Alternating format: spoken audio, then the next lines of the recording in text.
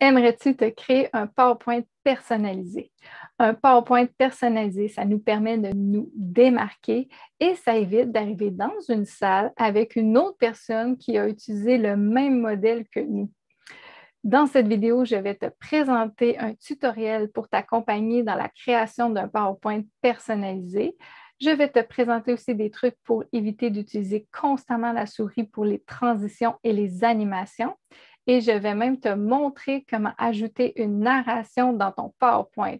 Alors, comment tu peux présenter ton PowerPoint en le communiquant oralement?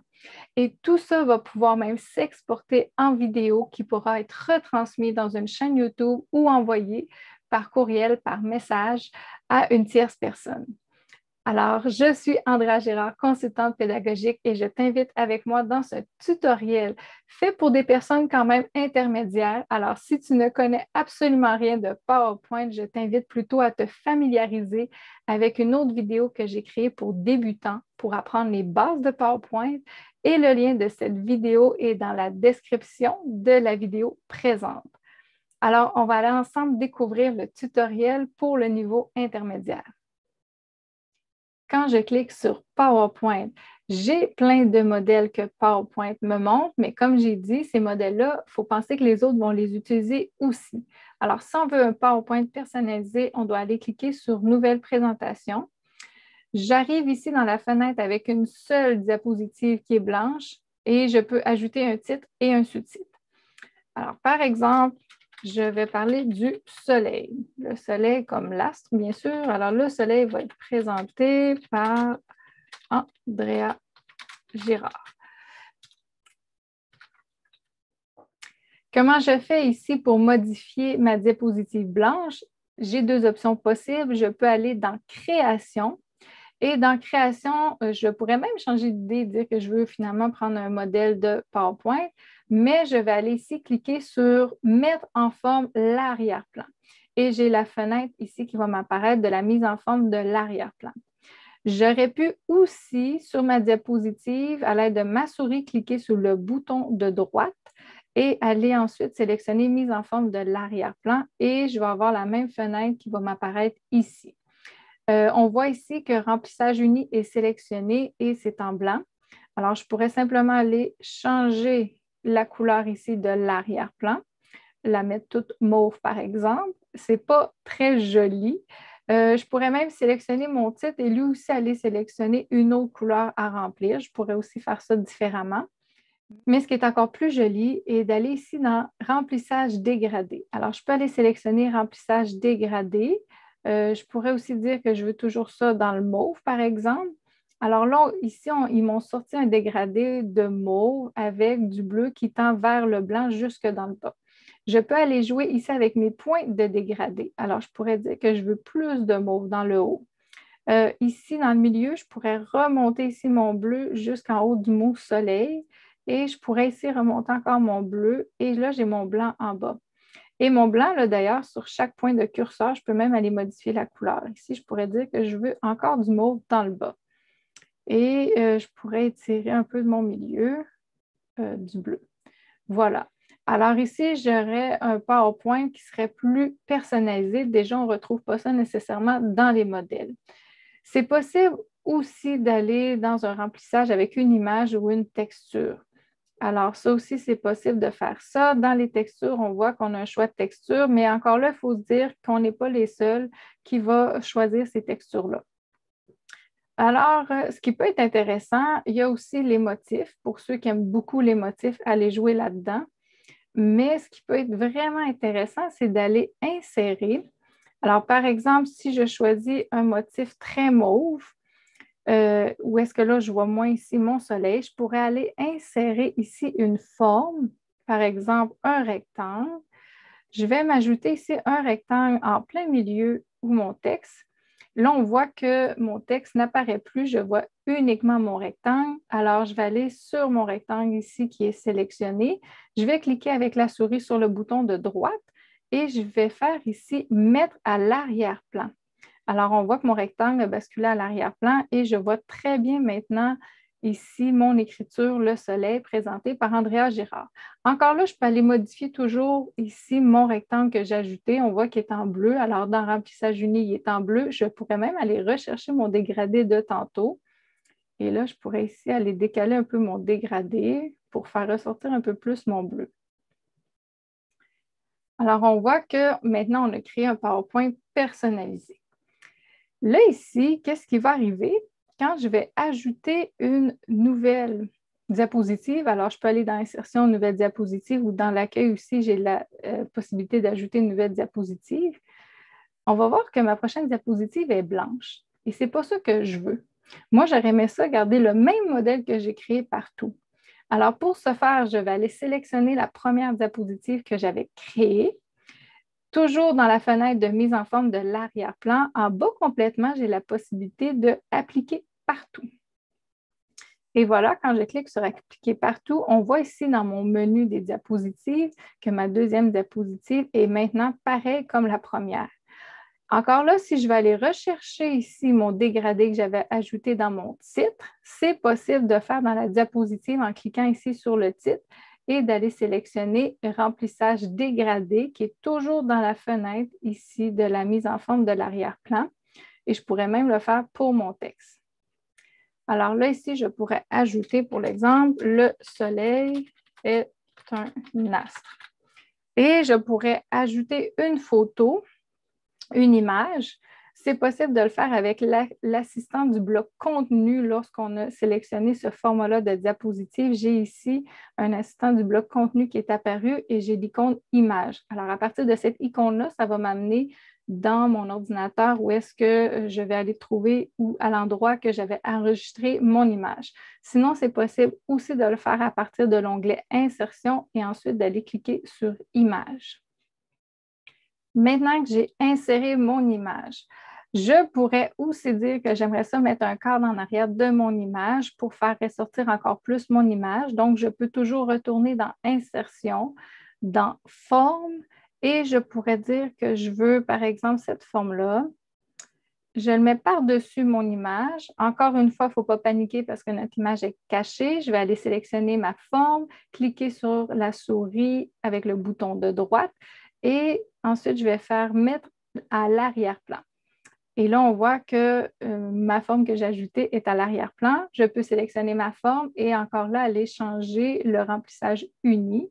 Je pourrais mettre noir, par exemple, pour faire ressortir encore plus mon image. Et si finalement, les motifs que j'avais mis au départ ne me plaisent plus, je peux toujours aller changer ici remplissage uni, par exemple, et cliquer sur Appliquer partout. Et même ma première diapositive à ce moment-là vient de se changer, de se transformer. Juste faire attention ici, je viens de remarquer que la forme que j'avais ajoutée, on peut voir ici qu'il y a un contour qui est resté bleu. Alors moi, je l'avais transformé bien sûr en noir, mais attention, j'ai un contour qui est en bleu. Encore là, deux moyens pour changer le contour. On peut toujours, dans ici le menu de la mise en forme de l'arrière-plan, aller cliquer sur ligne. On voit ici que c'est un trait plein et c'est la couleur bleue qui est sélectionnée, donc je peux aller la mettre noire. Comme que j'aurais pu ici d'aller dans le menu en haut où est-ce que je vois remplissage de la forme, contour de la forme et aller changer aussi les couleurs de la forme à partir de cet endroit-là. Alors maintenant, je vais ajouter une autre diapositive. Alors, je sélectionne toujours une nouvelle diapositive et je peux dire que je veux une diapositive pareille comme celle-là.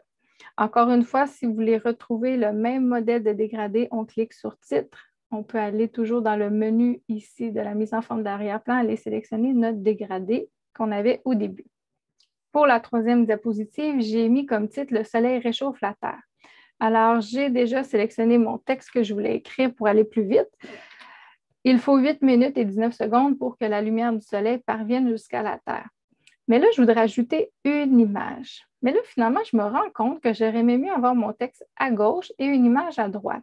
C'est possible d'aller aussi changer la disposition de notre diapositive en sélectionnant notre diapositive, en cliquant sur le bouton de droite et en allant sélectionner Disposition. Et là, on va aller sélectionner la diapositive qu'on désire. On peut le faire aussi en haut. Alors, on est dans l'onglet Accueil. En haut, ici, on voit que j'ai disposition et encore là, je retrouve le même menu et je pourrais aller changer, par exemple, pour cette diapositive-là. Et là, je retrouve même ici l'assistant du bloc contenu où est-ce que j'ai image, que je peux aller cliquer dessus et aller chercher directement mon image qui va rentrer dans le bon format ici du bloc contenu. Là, maintenant, j'ai ajouté mon image, mais je n'aime pas à gauche l'endroit où est situé mon texte. Alors, je peux aller sélectionner mon texte ici et dans l'onglet Accueil, je peux le centrer dans plein milieu et ici, on voit aligner le texte. Alors, je peux aller cliquer sur aligner le texte et cliquer milieu et comme ça, mon texte apparaît dans le milieu de mon bloc du contenu et je trouve ça pas mal mieux visuellement parlant. Maintenant que j'ai créé mon PowerPoint personnalisé, je vais m'assurer que la taille de mon texte est minimum de 30. Alors, je devrais l'agrandir ici. Je peux le faire là à l'aide de la flèche par en bas à côté du nombre 28 ou je pourrais le faire simplement en cliquant avec le A majuscule. Et voilà, ça vient de me grossir ici ma taille de police. Et mes titres sont encore plus grands que la taille de mon texte.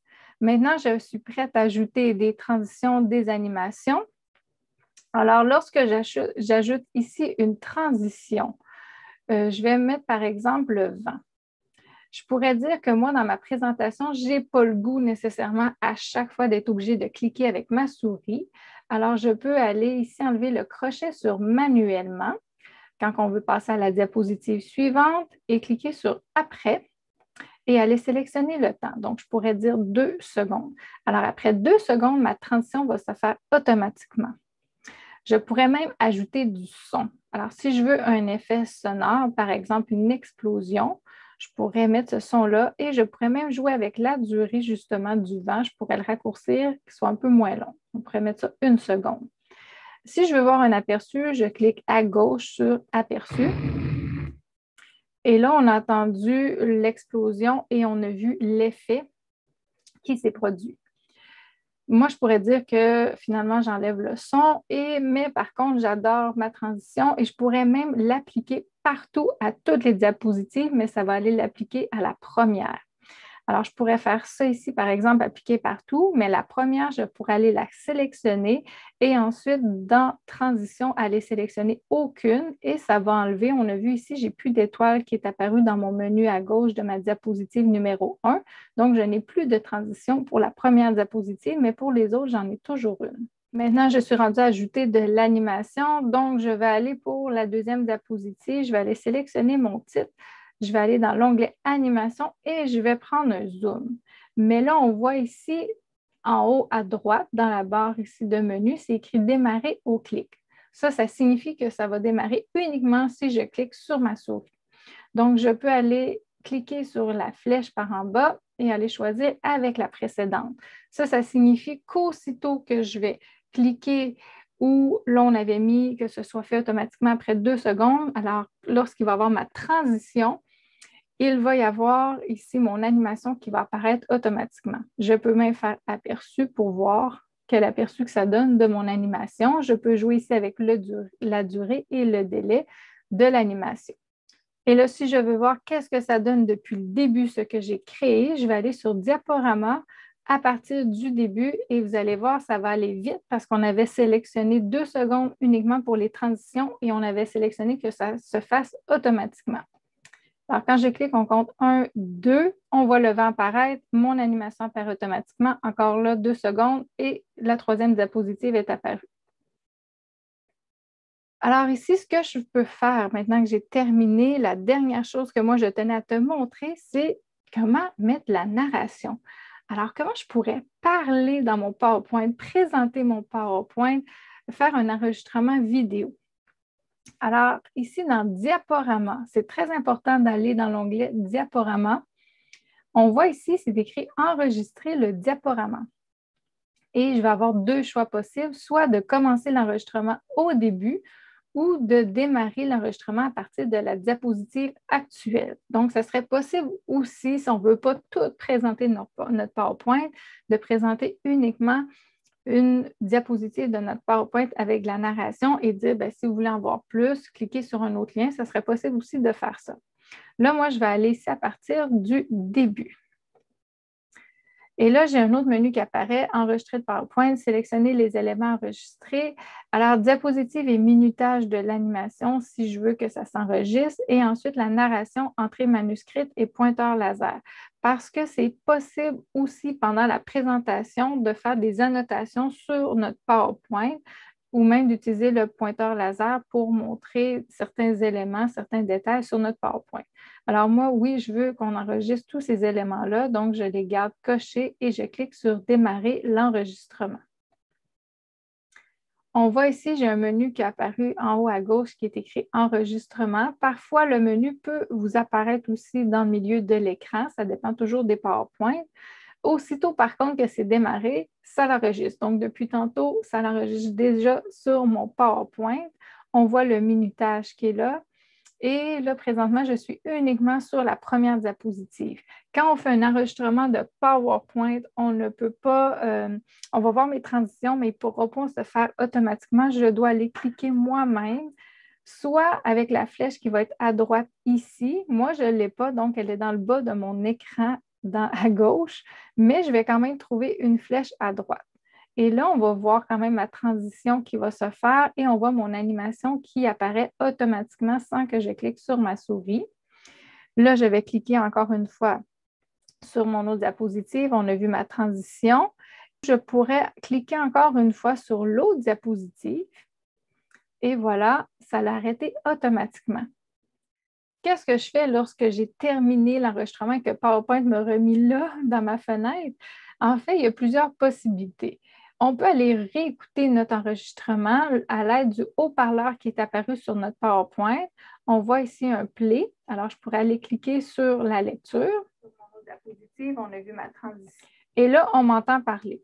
Alors, je pourrais réécouter, voir si ça me satisfait ou non comme enregistrement et je pourrais à ce moment-là soit aller enregistrer de nouveau uniquement une diapositive si je veux en reprendre une ou aller effacer ici la narration sur une diapositive actuelle ou même tout effacer la narration au complet sur toutes les diapositives et recommencer si ça ne me satisfait pas.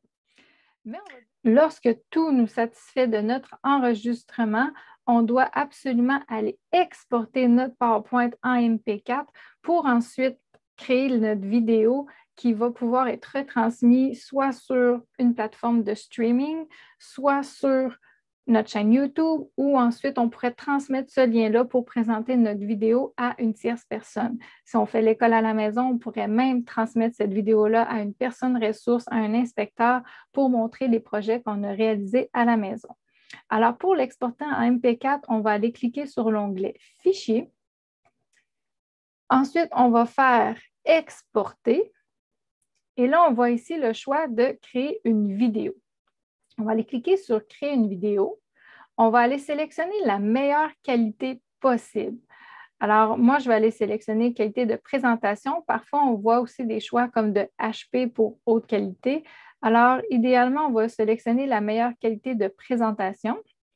Et ensuite, on va aller créer la vidéo. On va cliquer ici sur Créer la vidéo.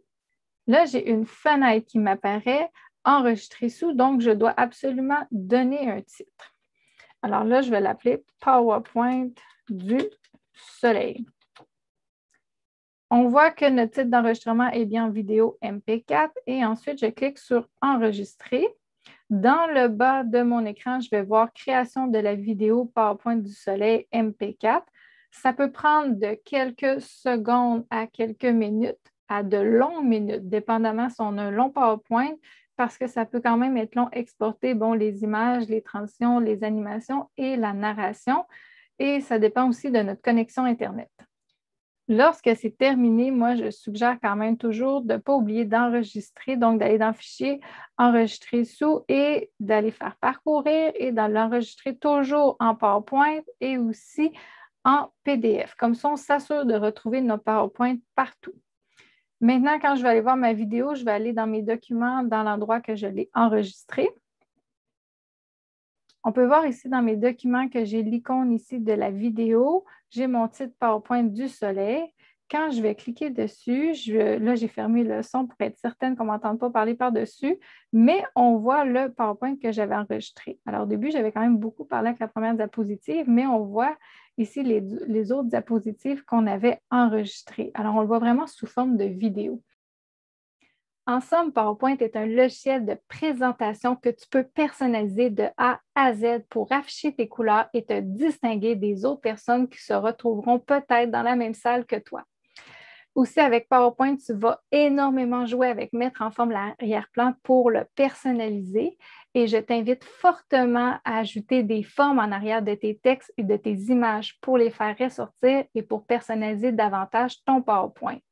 Je t'invite aussi à ajouter de la narration et à créer de belles vidéos pour t'amuser encore plus avec PowerPoint. Si tu as aimé cette vidéo, je t'invite à commenter, à me dire comment tu as apprécié cette vidéo et je t'invite aussi à t'abonner sur ma chaîne YouTube.